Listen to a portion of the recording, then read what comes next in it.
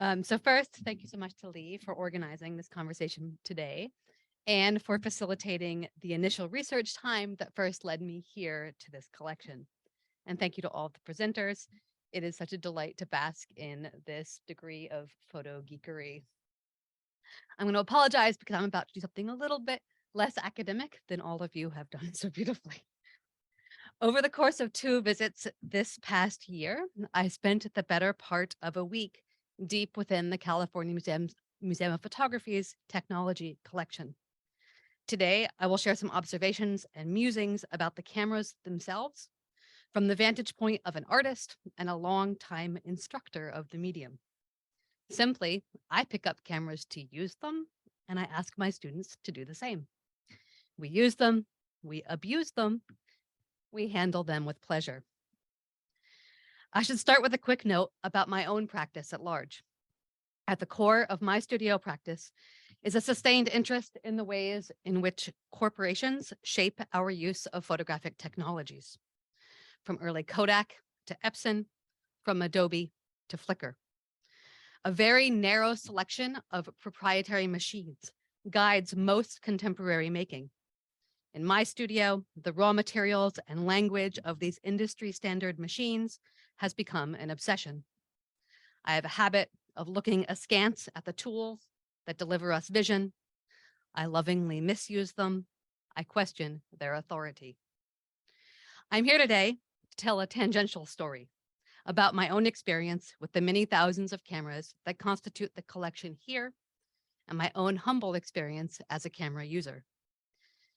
This story begins with iconography. I arrived in Riverside a year ago on a very specific quest to glean iconography from cameras. For years, I had been building a collection of the instructional pictograms used on cameras, these very simple shapes that are ostensibly intended to be universally legible. They're meant to help guide us to make appropriately focused, appropriately exposed images in any range of conditions. Take, for example, scene mode, small group of people. For years, my own boringly heteronormative family was this group of people: 2 adult humans, 1 skirted, 1 not, 1 small skirted child. Or consider scene mode, portrait. Here, we can bask in the range of the female gendered head, rendered as clunky icon. I ask, why must portrait mode be gendered? I began remixing these icons into small stories years ago. Here's one of the first I made with that very same small family, my own, as they moved to the mountains and they plant a garden. We did that. I cheerfully exploit the culturally entrenched legibility of this camera-specific language. I ask, what if my life was comprised only of photographic scene mode options? These tiny narratives eventually snowballed as I dug into the absurdity of the personal narrative with these forms. The latest iteration is a cyanotype triptych entitled My Generic Life, a Scene Mode Autobiography. In it, I go for a lot of runs, scene mode sports. I have a vacation recharge, there's a relationship, some pets, etc. So in a quest to expand my personal iconography collection, I arrived in Riverside. After reaching out to Lee about this specifically, I set up my camera in the study room and I began dutifully looking through the collection for for icons that I did not have. I found some exquisite ones that were new to me and that I am likely to use in a next iteration of icon work, but I found and fell into also multiple other rabbit holes. Beginning with the idea of pointing, or a cacophony of arrows. An initial moment of pause for me on these cameras was at other consistent manifestations of language, ways for the camera makers to point toward intended use. This is how you rewind film. This one is uncommonly explicit for a camera. Generally, you just follow the arrow. There is an elegant redundancy of arrows. Around, around, and around we go in circles. My initial intrigue herein is with the invocation of the body, my body. You put your fingers here, you turn. You turn clockwise, you wind clockwise. You turn clockwise, You turn counterclockwise. I ask the camera, what do you want from me? Arrows are, of course, intended as a mere stand-in for language. They're intended as a universally accessible means of conveying fairly simple information. But I hovered in this collection over this act of pointing. Interested in the subtle differences in arrow decoration, simple arrows, ornate arrows, they point, and they point. Sometimes they're paired with text to ensure we know why we spin those dials. This way to wind, that way to rewind. We wind, we rewind, we are reminded that vision is circular, it's wound up. Vision is finite, we can finish it, rewind it, put it away on a spool. I show you these, but I do not yet know what they will become, if they'll become anything beyond a moment of visual hovering for me. As with much of my work, I tend to begin with an initial collecting phase, gathering, sitting with, winding up. Indulge then another passing infatuation that I collected from this explosion of camera body potential. The allure of the shutter button. The shutter button, on which an index finger presses gently, a shutter flies open, photosensitive film is exposed to a measured burst of light. The world enters the camera's body, channeled through the lens, upside down, backwards, onto the waiting, stretched film surface or gleaming digital sensor. The shutter snaps shut, mission accomplished. On most cameras, the shutter button itself is unmarked. It's the only button of its size just right to bear the full tip of that index finger. The shutter button apparently needs no label, as its function is the primary one of the camera. Placement of the button should invite, seduce the index finger to linger, to push. For the record, students ask me every semester which button to press to take the damn picture. This one, I say, the unlabeled one. It's the pinnacle of the photographic moment. It's easy. You press the button, we do the rest. Someone should make a jingle out of it. They did. I posit, however, that pressing the shutter button itself is a deceptively complicated act, both technically and culturally complicated. Teaching photography, I am constantly pushing against a perceived oversimplification of the photographic act. As informed image makers, we cannot ignore the complex sets of decisions we must make before and after this little button is pressed. Emphasizing the simplicity of button pressing minimizes the idea that learning the photographic medium might require consistent, relentless practice, much as practicing a musical instrument certainly invokes in the popular imagination. Why don't photo students need to practice, I ask? Because it's easy, you're just pressing a button. The idea that the humble user, me, pressing the button, and the manufacturer of sexy, complicated things, them, doing the rest of the labor, persists across photographic technologies. And so for now, I collect shutter buttons, and for now, I sit with them, I watch them. You press the button, it does the rest. In this case, it's the film doing the rest, which I thought was interesting. And that brings me to photography's magic number, which is in my next rabbit hole. Here, I am going to have a little bit of artistic license and go with photography's magic number for much of the 20th century being 36. A reliance on 35mm camera technology has defined the medium for a number of decades. Each frame, or did define the medium for a number of decades, each frame measures exactly 24 by 36 millimeters, and 36 of those frames can fit on the length of film that is wrapped around the spool inside each of these canisters. 36 frames. So many ways to visualize this linear march to 36. Counters that count from 0 to 36, from S for start to 36, a finite 36 images splayed before a photographer, quaintly bound to this physical length of film. I became enamored with the counters themselves, the fonts on the dials, the plastic or glass windows, the arrows again.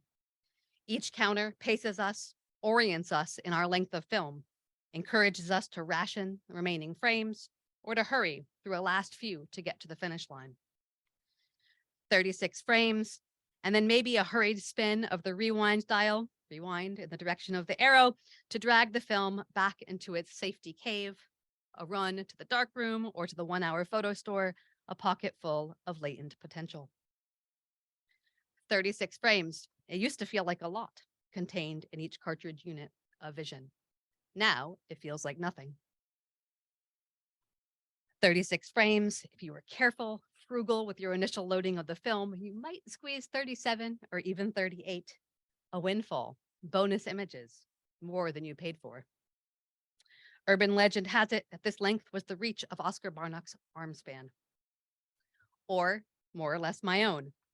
It's a length that even I, at 5'3" on a good day, can hold high and squeegee with my hands in the darkroom. A last soapy gesture of chemical alchemy before I hang the film to dry.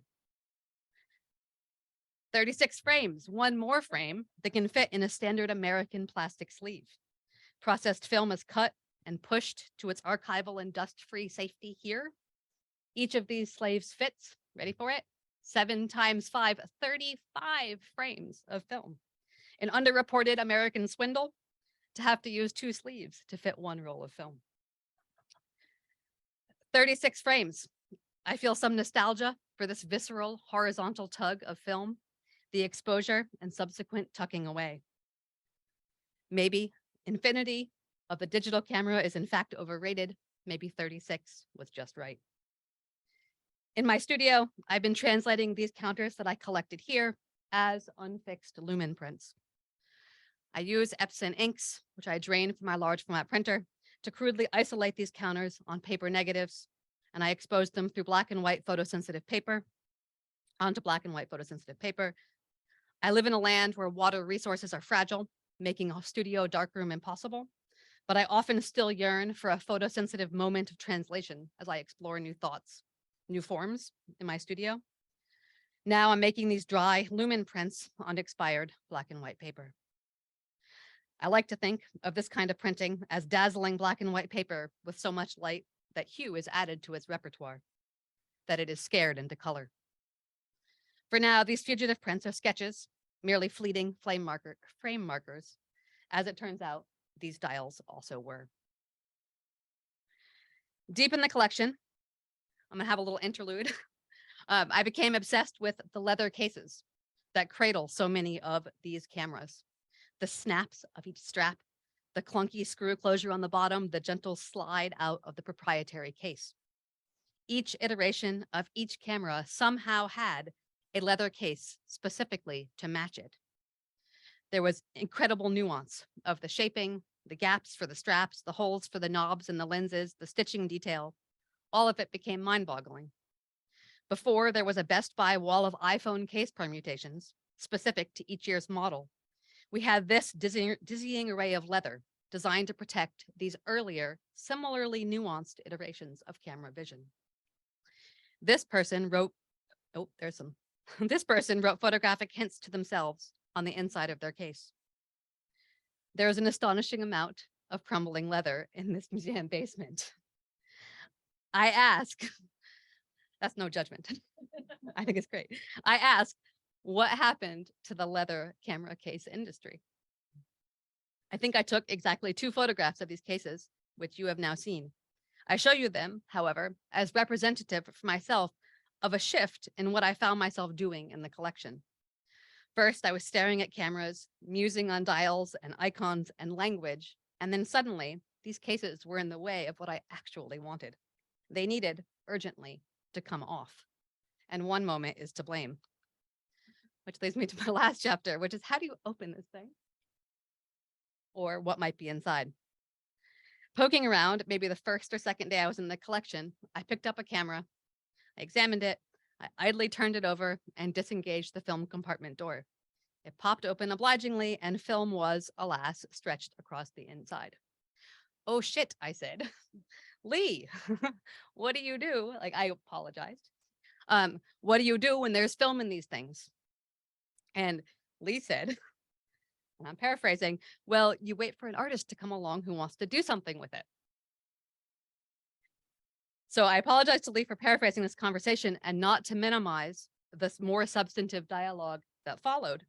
But in a nutshell, my initial project plans were quickly derailed from my original passive collection of iconography. A few months later, I returned with the specific vision of mining the shelves here for lost film. In order to do this, we had to open all of the cameras. So first, a note about the labor and design challenges at stake in manipulating what should be this very basic function of opening a camera. The film compartment mechanism shouldn't be too easy to open because then the user might ruin film with an accidental flood of light. Too hard, and the user forgets where that magic button is or gropes with aching fingers to pry open a cantankerous lever. Lee and I opened all of them. And Matt. Some of them are comically difficult to get to give up their secrets until you know the design trick that's at stake. We moved through an era of Kodak brownies with their hilarious secret buttons, the years with latches to disengage, a phase of sliding boxes reminiscent of nesting dolls, the Exacta camera's lock that took me an embarrassing amount of time to find. I Google, how do you open this stupid Leica? We opened them all in this compulsive quest for lost film. And spoiler alert, we found quite a lot. And so I ask again, what do cameras want? What do these cameras want? Now I ask, do they want to give up their final images? Some film canisters popped out of the camera sarcophagi as if waiting for this moment, this resurrection. Others required prying, cajoling. Some would stick, break, twist away from our best intentions. Some I would not trust to emerge intact or unexposed. I locked myself in the darkroom with some recalcitrant camera bodies, my heart beating fast, my palms sweating. Our fingers ached. We pried open camera back after camera back. My fingernails were filthy and chipped. Constant prying. But so here they are, conquests, casings, cocoons. I may have been drooling slightly. Super Lumichrome, Verichrome, Kodachrome, Plus X, Double X, Tri-X, absurdities of photographic naming that all sound right, sound faithful, sound vivid, language that feels like an exploration for another time. And then, of course, I processed the film. A rescue mission deployed for images that may or may not have wanted to be rescued. And I'll give you, of course, some hints of what I found. Much of the film was ruined beyond image integrity. Abstractions of color, abstractions of form, if you're feeling generous. Ruin took the form of both light and chemical degradation. One spy camera roll gave up these two amazing humans and a composite bird's eye view of an unknown city. Glorious. As I sift through these frames, I find the urge to categorize the imagery therein difficult to resist. I see pictures made in or leaving the camera store with the new camera, new roll of film charged. Pictures of mostly white, mostly female humans in front of their mostly white houses with pets or children, mostly smiling. A reminder, the portrait act itself is gendered. We know this thanks to its icon. There was a whole roll of Charlie's birthday party. There was a giant sub sandwich served. Dogs are very well documented. There are many pictures of leisure, camping, proof that fun was had. Animals were seen. There are many intensely enigmatic mystery light moments to form a category all to themselves. There are a few views of roads and landscapes that are new topographics worthy. They practically drip with California. There are kittens. And one of my personal favorite categories, which I will leave you with, camera operators peering into the lens saying, is this thing working? Like, an idle slip of a lever by a photographer makes an inadvertent selfie. My own idle slip of a lever on the wrong or right camera in this right technology collection would then allow the rest of these images to be unwittingly yielded up to me. To me, to be responsible for the birthing of these frames has been simultaneously exhilarating and terrifying. To awaken them with a sleeping beauty, silver kiss of chemistry, to a world they do not recognize and that does not recognize them. The world has moved on without them. All I really wanted to ask was, how does a camera want us to hold it, to wield it? And instead of an answer, I have a bizarre collection of images that I feel oddly responsible for. But so back to where I began. A student brings me a camera I've never seen and asks me, what is this button for? What does this icon stand for? What do these arrows mean? I say, I don't know. Do you have the manual? Thank you.